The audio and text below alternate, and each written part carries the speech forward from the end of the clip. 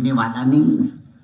کیوں نہ میں اس مچھلی کو ہدیہ کہہ کر، تحفہ کہہ کر، گفٹ کہہ کر بادشاہ کی خدمت میں پیش کروں تو بادشاہ خوش ہو کر میرے کو انعام دے گا، اور جو انعام ہوگا اس مچھلی کی اصل قیمت سے کئی گنا وہ زیادہ ہوگا. اب یہ انعام کی لالچ میں اس مچھلی کو لے کر پہنچا بادشاہ کے دربار میں. کہا حضور یہ مچھلی آپ کو ہدیہ ہے، یہ مچھلی آپ کو گفٹ ہے، یہ مچھلی آپ کو تحفہ ہے. اب وہ واقعی مچھلی خوبصورت تھی، بادشاہ کو مچھلی بہت پسند آئی. اس نے خوش ہو کر کہا ارے اس مچھلی نے تو ہم کو بہت خوبصورت مچھلی دی ہے، اس کو 100 روپے دو انعام میں. اب اس کو تو مل گئے 100 روپے. اس نے خوشی خوشی وہ 100 روپے جمع کیے اور آگے بڑھا. وہ قریب میں کوئی کنجوس ملکہ بیٹھی تھی، بادشاہ کی بیگم. اس نے کہا بادشاہ سلامت، یہ کیا کیا آپ نے؟ ایک معمولی مچھلی، اس کی قیمت 4 آنے 8 آنے روپیہ، 100 روپیہ اٹھا کر دے دیا آپ نے. یہ کیا کیا آپ نے؟ کتنی بڑی غلطی کی آپ نے، کتنی بڑی بھول کی. معمولی مچھلی کی قیمت 100 روپے. بادشاہ نے کہا وہ اللہ کی بندی، بات زبان سے نکل گئی.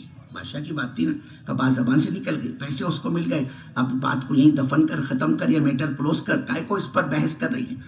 کہا اتنی بڑی تم نے غلطی کی اور کہتے کہ میٹر کلوز کرو، بحث ختم کرو. کہا بول پھر کیا ہو سکتا ہے بتا تو. بادشاہ نے بیگم سے کہا، ملکہ سے. ملکہ نے کہا بادشاہ کی بیوی نے، آپ اس مچھرے کو بلاؤ اور بلا کر مچھرے سے یہ پوچھو کہ یہ مچھلی نر ہے یا مادہ ہے.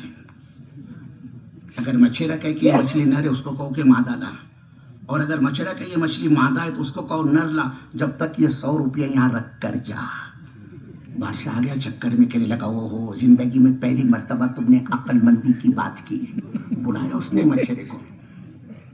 اب وہ مشورہ سمجھ گیا یہ سب ہو گیا، پیمنٹ ہو گیا، پھر کائے کو پھر ڈلایا اس نے ڈبل سے، کچھ تو بھی گڑبڑ ہے.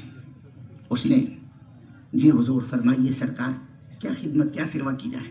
بادشاہ نے پوچھا یہ جو تم نے ابھی مچھلی دی ہے یہ مچھلی نر ہے یا مادہ ہے؟ وہ سمجھ گیا او ہو یہ مسئلہ ہے. اب وہ مچھرا بھی ہمارے رتنا گیری والوں کی طرح ہوشیار تھا.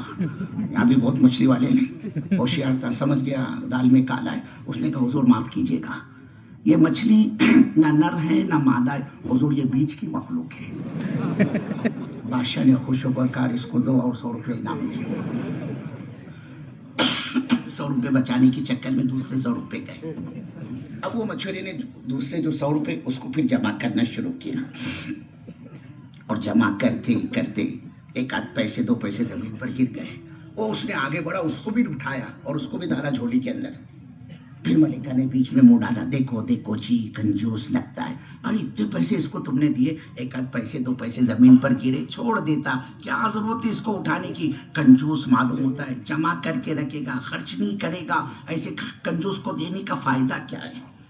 بادشاہ نے کہا ہاں یہ کنجوس تو لگتا ہے. پھر بلایا اس کو، کہا اے بابا دیکھو کیا کم پڑے کیا، اتنے پیسے دیے، ایک آدھ 2 پیسے زمین پہ گرے، گرنے دیتا، چھوڑتا، چلتا بنتا، تو نے آگے بڑھا اور اس کو بھی اٹھایا. ایک پیسے کو توہین کیے تو نے ہماری، دیکھو بس نہیں ہوا اتنا دیا ہم نے. بادشاہ نے کہا حضور، اس فقیر نے، اس مچھرے نے کہا حضور اصل میں بات پیسے 2 پیسے کی نہیں ہے. جو پیسہ زمین پر گرا حضور اس پر آپ کی فوٹو بنی ہوئی تصویر ہے، نام لکھا ہے حضور آپ کا، کسی کا پیر پڑ جاتا آپ کے نام کی بیعت بھی ہوتی، اس کے لیے میں نے اس کو اٹھایا. بادشاہ نے کہا اور تو اس کو 100 روپے. وہ قریب میں بزرگ ہوشیار وزیر بیٹھا تھا. حضور اس نے کہا حضور آپ اس عورت کے چکر میں نہ پڑے، یہ تمہارا خزانہ خالی کر دے گی. ہاں ہے تو ناقص والا کا، لیکن کیسے کام کو لگاتی. لیکن اللہ کیا فرما رہا ہے، اللہ کیا فرما رہا ہے، وہ جس نے کہا نا لا تقتلوا عسى أن ينفعنا أو نتخذه ولدا، کہ آپ اس بچے کو قتل نہ کریں، ہو سکتا ہے